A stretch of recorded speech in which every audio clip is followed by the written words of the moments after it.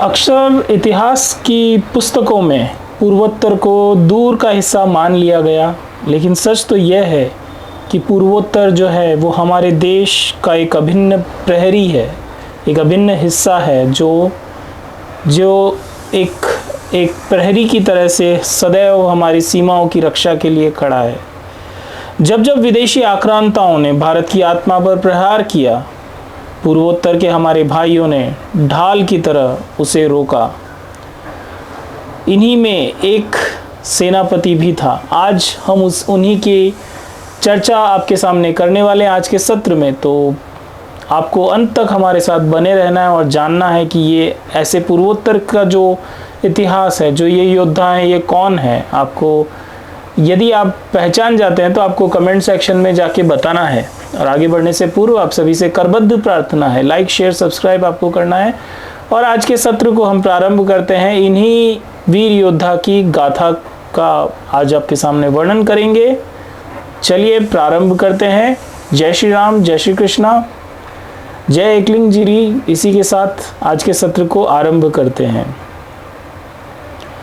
जिस समय पश्चिम में छत्रपति शिवाजी महाराज स्वराज्य के लिए मुगलों से लोहा ले रहे थे और मेवाड़ में महाराणा राज सिंह जी, औरंगज़ेब के समय की बात है, तो किस प्रकार से औरंगज़ेब के समय भी महाराणा राज सिंह जी जो हैं वो मेवाड़ में थे और उन्हीं के समकालीन, जी हाँ, उन्हीं के समकालीन पूर्वोत्तर का भी एक साम्राज्य था। और उस साम्राज्य में, पूर्वोत्तर के उस राज्य में, वहाँ पर भी एक वीर योद्धा, एक वीर सेनापति हुए थे। आज उन्हीं की कहानी आपके सामने प्रस्तुत करेंगे। नाम हम आपके सामने अभी नहीं देंगे, क्योंकि अगर नाम दे दिया तो आप पहले यहीं पे वीडियो छोड़ के भाग जाओगे। तो कोशिश हम यही करेंगे कि अंत तक आपको नाम बताएं, ताकि आप हमारे साथ एटलीस्ट अंत तक बने रहें। तो उसी समय ये जो सेनापति हैं, ये भी वहाँ पे संस्कृति और भूमि की रक्षा कर रहे थे। अब ये जो अलग अलग क्षेत्र हैं, कहा जाता है ना कि मुगलों के सामने तो कोई टिका ही नहीं, या मुगलों के सामने सब ने घुटने टेक दिए और सब बस औरंगज़ेब के समय में सब आगे से आगे, जैसे जैसे वो आगे बढ़ता वैसे वैसे सब उसके सामने लेट जाते। जबकि सच्चाई इसके विपरीत थी। जो पूर्वोत्तर के हमारे ये सेनापति हैं, इन्होंने किस प्रकार से मुगल सेना को हराया था। जी हाँ, उस समय में भी मुगल सेना को बुरी तरह से हराया गया था इनके द्वारा। मैं बात कर रहा हूँ एक ऐसे सेनापति की जो जब आप उनकी पूरी कहानी सुनेंगे तो आप स्वयं गौरवान्वित अनुभव करेंगे। आप देखेंगे कि कितना पेट्रियटिज्म क्या होता है। ये इनके अंदर कूट कूट कर भरा था। मैं बात कर रहा हूँ अहोम साम्राज्य के एक सेनापति की, जिन्हें बोरफुकान कहा जाता है। बोरफुकान एक उपाधि है। बोरफुकान उपाधि हुआ करती थी सेना नायक की। जो सेना का जो युद्ध में सेनापति होगा उसकी बोरफुकान उपाधि हुआ करती थी। और ये जो बोरफुकान थे, ये बोरफुकान थे असम के राजा, अहोम साम्राज्य के राजा जो थे, राजा चक्रध्वज सिंघा, उनके समय में ये वहाँ के सेनापति हुए। और ये जो युद्ध है, ये सराय घाट का युद्ध था। इस युद्ध की चर्चा यदि की जाती है तो एक चीज़ जो सबसे पहले निकल के आती है कि ये जो बोरफुकान थे, इन बोरफुकान ने, इनके लिए कहा जाता है कि एक समय की बात है जब उनको पता चल गया था कि मुगल आक्रमण करने वाले हैं। जबकि मुगलों की संख्या क्या थी? मुगलों की संख्या थी 30,000 पैदल सैनिक। मुगलों की संख्या काफ़ी बड़ी और विशाल सेना मुगलों की इनके ऊपर आती है अटैक करने के लिए। 30,000 पैदल सैनिक, 15,000 तीरंदाज और 18,000 घुड़सवार एक साथ आए। अब आप देखिए कि आर्मी स्ट्रेटजी किस प्रकार से बनाई जाती है। इन्हें पता था कि मुगलों की सेना, यदि हम थल पर इनसे युद्ध करेंगे तो हम उनके सामने पिछड़ जाएंगे और हार भी हो सकती है। लेकिन उस समय में इन्होंने क्या किया, अहोम साम्राज्य के इन सेनापति ने एक ऐसा निर्णय लिया जिसमें इन्होंने पूरी मुगल सेना को पहाड़ी के एक दर्रे में, एक ब्रह्मपुत्र नदी के एक ऐसे सेक्शन में, एक ऐसे घाट में पूरी मुगल सेना को लेकर आए और वहाँ पर युद्ध किया। सराय घाट वो क्षेत्र कहलाता है और वहाँ पर ये युद्ध हुआ था। ये युद्ध हुआ था अहोम साम्राज्य और मुगल सेना के बीच में, और मुगल सेना का नेतृत्व कर रहे थे, ये औरंगजेब की सेना थी और इसका नेतृत्व कर रहे थे आम्बेर के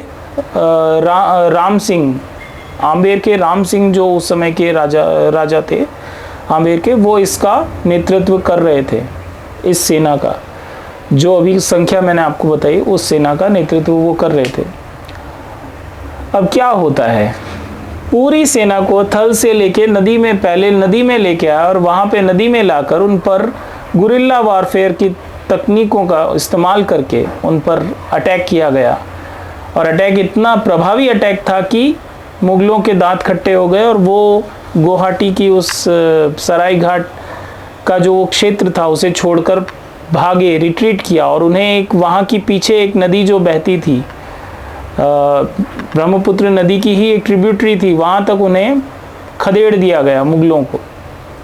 ये युद्ध था सराय घाट का युद्ध। अब थोड़ा पीछे चलते हैं और बताते हैं कि ये जो अहोम सेनापति थे, इनके लिए इनके कुछ वाक्य हैं, जो कुछ घटनाएं हैं जो इनके वैलोर को, उनके देश प्रेम को बताती हैं।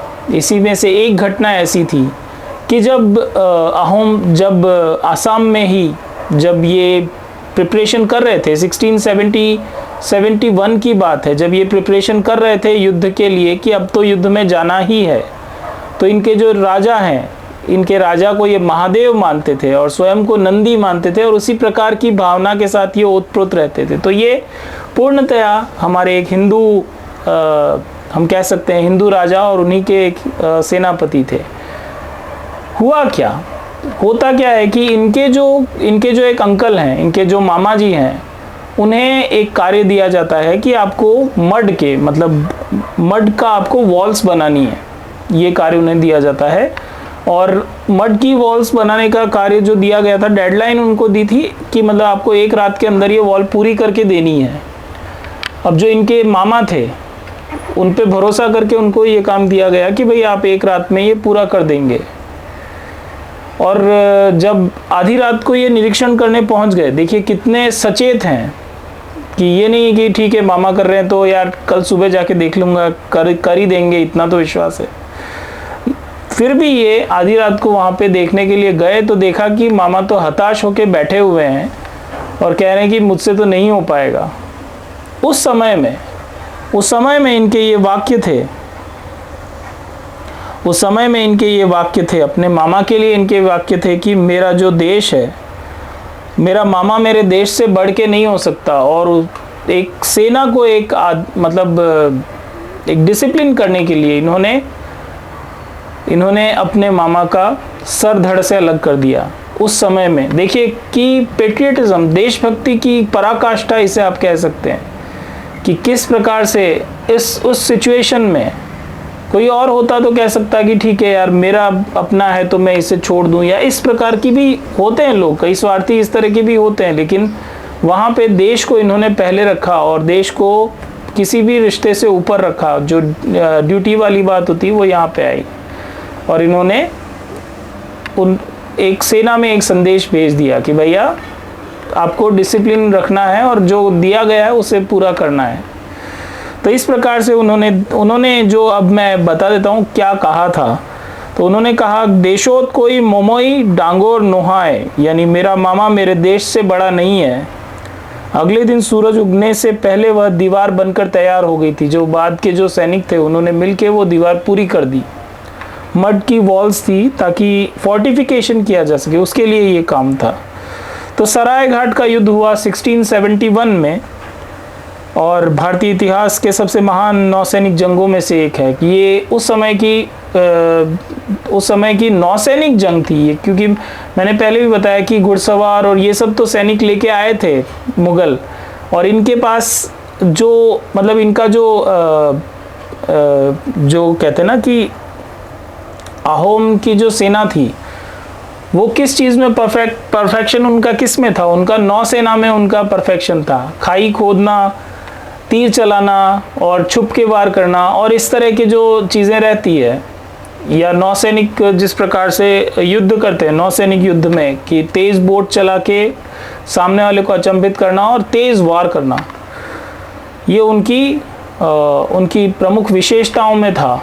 तो उसका उन्होंने पूर्णतया प्रयोग किया और इस युद्ध में मुगलों को पीछे भगाया। और एक और आगे आता है घटना में ये भी है कि ये युद्ध जो हुआ उस समय में एक क्षण ऐसा भी आया था, युद्ध के दौरान ही एक क्षण ऐसा आता है जब अहोम जो सैनिक हैं वो लड़ते लड़ते जब उन्हें पता चलता है कि बोरफुकान जो हैं वो अपने खेमे में हैं और बीमार पड़े हुए हैं, तो जब ये बात वहाँ तक पहुँचती है जो सैनिक है उनके पास, तो वो अपनी बोट्स को पीछे लेके वापस रिट्रीट करने की कोशिश करते हैं। तो उसी समय जो ये बोरफुकान है ये वहाँ से लचित बोरफुकान इनका नाम लचित बोरफुकान है, तो ये अपनी बोट लेकर अपने साथ और भी छोटी बोट्स लेकर निकलते हैं और सीधा युद्ध मैदान में सबसे आगे जाके खड़े हो जाते हैं और कहते हैं कि कि हमें तब तक युद्ध से पीठ नहीं दिखानी है जब तक कि हम शत्रु को भगा नहीं देते। इस प्रकार से ये पूरा मतलब तीव्र ज्वर होने के पश्चात भी खुद बुरी तरह से बीमार हैं, लेकिन फिर भी वो युद्ध में सबसे आगे डटे रहते हैं और इनको देखकर सेना में पूर्ण जोश आ जाता है और वो लोग अंत तक, जब तक कि मुगल सेना को पीछे धकेल नहीं देते तब तक ये पूरा युद्ध किया जाता है। और अंततः मुगल सेना को 1671 में हुए इस युद्ध में मुगल सेना को वहां से लौटकर भागना पड़ता है। तो मित्रों, ये थे लचित बोरफुकान, ये थी उनकी कथा, ये थी उनकी कहानी कि किस प्रकार से एक सेनापति जो अपने महाराज को, उनके जो स्वामी थे यानी कि चक्रध्वज सिंहा, उनको उन्होंने किस प्रकार से महादेव की तरह रखा और स्वयं उनके नंदी बन के किस प्रकार से इस युद्ध को लड़ा और इसे जीता। इतिहास में आज भी दर्ज है सरायघाट का वो युद्ध जिसमें कि इनकी विक्ट्री हुई थी और यही माना भी जाता है। और क्या है, और ये है कि इन्होंने, लचित बोरफुकान ने, हम कहते हैं ना कि एनसीईआरटी की बुक्स वगैरह में भी कि हमेशा मुगलों का ही महिमा मंडन हुआ, तो ये कहा जाता है कि एक तर्क ये भी दिया जाता है कि क्योंकि उस समय जो युद्ध में जीतते थे उन्हीं के लिए उन्हीं की बढ़ाई लिखी जाती थी, इसलिए ज़्यादातर मुगलों का ही लिखा गया है। और इसी तरह से हल्दी घाटी का भी 1-2 लाइन में सिमेट के बता दिया है कि मुगल जीते थे। तो यहाँ पे तो मुगल बुरी तरह से हारे थे, तो इसका तो कहीं जिक्र भी नहीं आता है। ये तो अभी पिछले कुछ वर्षों से ही लचित बोरफुकान का इतना नाम मेन स्ट्रीम मीडिया में आने लगा है और thanks to the Assamese government also कि उन्होंने इनके नाम को लेकर इतना कुछ प्रयोजन किए हैं, आयोजन मोदी सरकार भी कर रही है। तो ये आज का टॉपिक था जिसमें कि हमने आपको बताया। अब मैं आपको बताता हूँ वो स्थिति, वो मैप जो हमारे भारतीय संस्कृति मंत्रालय जो है उनकी साइट से हमने कुछ डेटा लिया है, कुछ बताया आपको। इस प्रकार की स्थिति थी युद्ध क्षेत्र की। जैसा कि आप देख पा रहे हैं यहाँ पे एक ट्रायंगुलर सेक्शन बना हुआ है, उस ट्रायंगुलर सेक्शन में ही ये युद्ध मुख्यतः हुआ था। और ये युद्ध जहाँ पे एक तरफ से पतले सिकुड़ी जगह से जो अहोम साम्राज्य की सेनाएं थी उन्होंने अटैक किया था और दूसरी तरफ से जो चौड़ा मुंह है वहाँ से मुगल सेना को आना पड़ा था। और जब युद्ध इतना भीषण हुआ था कि युद्ध के बाद काफ़ी पीछे तक मुगल सेना को पीछे हटना पड़ा था। तो मित्रों, ये थी लचित बोरफुकन की कथा या लचित बोरफुकन की कहानी। अब क्या होता है, अब एक चीज़ और इसमें रह गई है, वो मैं बता देता हूँ। तो उन्हें जो ज्वर हुआ था युद्ध के दौरान ही, जब उन्हें ज्वर हुआ था, कहते हैं कि युद्ध के बाद, विक्ट्री के बाद लगभग साल 6 महीने में 6 महीने में यानी 1672 आते आते उनका देहावसान हो गया था। उसके पश्चात क्या हुआ, उसके पश्चात जो अहोम साम्राज्य का जो सबसे बड़ा वीरों को दी जाने वाली पदवी थी वो उन्हें दी गई। जो सम्मान राजाओं को मिलता था वही सम्मान लचित बोरफुकन को भी दिया गया। और उन्हें वहाँ पे राजाओं का जो समाधियाँ होती थी, तो राजाओं की समाधि की तरह ही उनकी भी समाधि बनाई गई। और एक बात मैं अपने पुराने वीडियोस में भी कह चुका हूँ कि संस्कृत भाषा पूरे भारतवर्ष को जोड़ती थी, जोड़ने वाली भाषा हुआ करती थी। तो उस समय में भी इनका जो लचित बोरफुकन का जो समाधि है, या वहाँ पे पूरा संस्कृत में लिखा गया, सब कुछ संस्कृत में लिखा गया कि किस प्रकार से इनका जीवन रहा, किस प्रकार से इन्होंने छोटे से छोटे पद से प्रारंभ करके एक बोरफुकन, जो कि अहोम साम्राज्य का सबसे बड़ा पद था, राजा के बाद सेनाध्यक्ष का पद था, तो वहाँ तक ये पहुँचे। और आज भी हम देखते हैं ना कि नागालैंड और हमारे पूर्वोत्तर के भाई, आप विश्वास नहीं करेंगे लेकिन गोरखा रेजिमेंट है, हमारे जो पूर्वोत्तर के भाई हैं, कितने हर घर में आपको एक ना एक सैनिक वहाँ पे मिल जाएगा। इतनी विशाल संख्या में वो लोग हमारी इंडियन आर्मी को ज्वाइन करते हैं। और जब आर्मी की बात निकली तो ये भी बता दूं कि इन्हीं लचित बोरफुकन के नाम पर एनडीए की एक जो बेस्ट एनडीए का कैडेट होता है उसे स्वर्ण पदक दिया जाता है। उस पदक का नाम लचित बोरफुकन मेडल है, जो इनके नाम पे दिया जाता है एनडीए में। तो इस प्रकार की इनकी कथा थी। और मित्रों, उस समय से हमारे जो भाई हैं, जो पूर्वोत्तर के भाई हैं, या पूर्वोत्तर का जो समाज है, वो पूर्णतया हमारे भारतीय समाज में, हमारे हिंदू समाज से मिला जुला है। ये कभी हमसे अलग थे ही नहीं। ये तो आजकल की ये नौटंकी चालू हुई है नई, जिसमें कि दिल्ली वाले, खास तौर से दिल्ली वाले अपने आप को ज़्यादा मतलब हाई क्लास समझते हैं और ये करते हैं कि हमारे जो हमारे भाई बंधु हैं, पूर्वोत्तर के भाई हैं, उन्हें इस प्रकार से गलत कहकर पुकारा जाता है। चाइनीज़, चिंकी, मोमो, ये सब जो गलत चीज़ें हैं वो नहीं होनी चाहिए, ये गलत है। यदि हम जानेंगे कि इनका इतिहास क्या है, किस प्रकार से इन लोगों ने युद्ध किए हैं, और इंडियन आर्मी में भी, इंडियन आर्मी का जब से इस्टेब्लिश हुई है इंडियन आर्मी, तब से गोरखा रेजिमेंट में कितने सारे हमारे पूर्वोत्तर के भाइयों ने बलिदान दिए हैं। तो हमें हमेशा याद रखना चाहिए कि वे हमसे अलग नहीं हैं, वे भी हम में ही हैं, हम सब एक हैं। यही बात आज के इस वीडियो से हम स्पेसिफिकली लचित बोरफुकन को भी आज हमने इसीलिए कवर किया, क्योंकि हम चाहते थे ये बताना कि किस प्रकार से पूर्वोत्तर के जो हमारे भाई हैं, उन्होंने भी इस राष्ट्र के लिए प्राण अर्पण करने में कभी पीछे नहीं हटे। वो लोग हमेशा आगे बढ़े, और गोरखा रेजिमेंट जैसी रेजिमेंट वीरों की रेजिमेंट कहलाती है। तो वो किस प्रकार से आज भी हमारी भारतीय सेना का एक अभिन्न अंग बना है। तो यही आज के इस सत्र की बात थी जो मैं करना चाहता था। जो अभी पिछले कुछ दिनों पहले जो एक घटना हुई थी, जिसके बाद ये बहुत आगे बढ़ के ये बातें आ रही थी कि अरुणाचल प्रदेश के लोगों को भी किस प्रकार से कहा जाता है। इवन चाइना तो लेने के लिए बैठा है कि भाई कैसे भी करके अरुणाचल उनको मिल जाए। तो वो सब रोकने के लिए हमें आपको इस प्रकार के वीडियोस ज़्यादा से ज़्यादा बनाने चाहिए, शेयर करने चाहिए।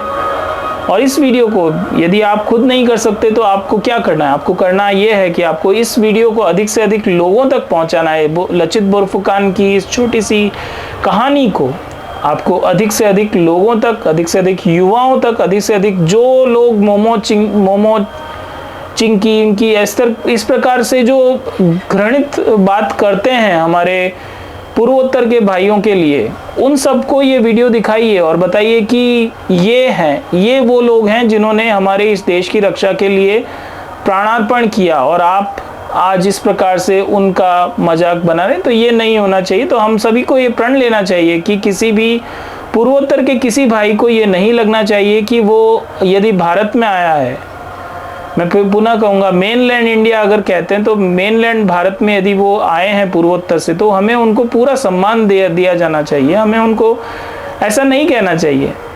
तो एक वीडियो जो आजकल सोशल मीडिया पे काफ़ी अच्छा चल रहा है, तो मैं वही कहना चाहूँगा कि वो खुद उनके छोटे छोटे प्यारे प्यारे बच्चे कहते हैं ना कि इंडिया मेरा पापा है।